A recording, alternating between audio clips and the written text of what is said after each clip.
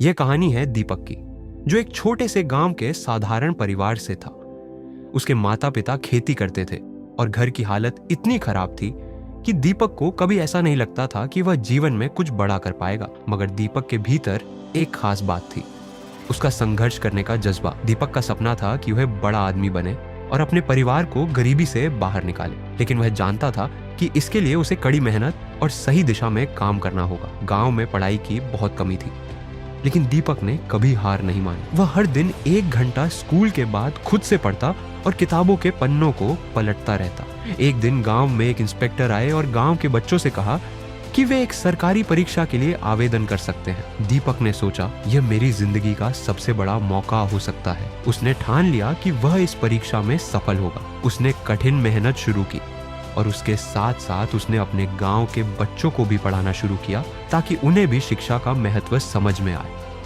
कई महीनों की कड़ी मेहनत के बाद दीपक ने परीक्षा दी।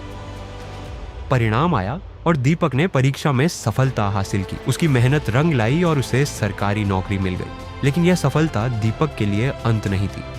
वह जानता था कि यह केवल शुरुआत है।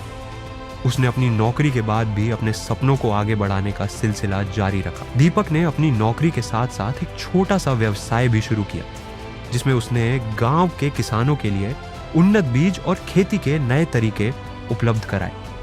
धीरे धीरे उसका व्यापार बढ़ने लगा और वह एक सफल उद्यमी बन गया। अब उसकी कंपनी ने न केवल अपने गांव को बल्कि आसपास के इलाकों को भी लाभ पहुंचाना शुरू कर दिया। कुछ सालों बाद दीपक ने अपने गांव में एक स्कूल खोला ताकि अगली पीढ़ी को अच्छी शिक्षा मिल सके।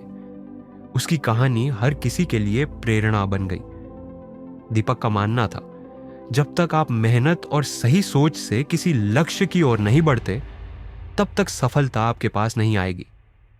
निष्कर्ष, दीपक की कहानी यह बताती है कि कोई भी बड़ी सफलता उसी व्यक्ति को मिलती है जो अपनी मेहनत और सही दिशा में विश्वास रखता है। चाहे परिस्थितियां जैसी भी हों, अगर आप अपनी मेहनत से अपने सपनों को पूरा करने की ठान लें, तो आप किसी भी मुसीबत से बाहर निकल सकते हैं और सफल हो सकते हैं। Thanks for watching.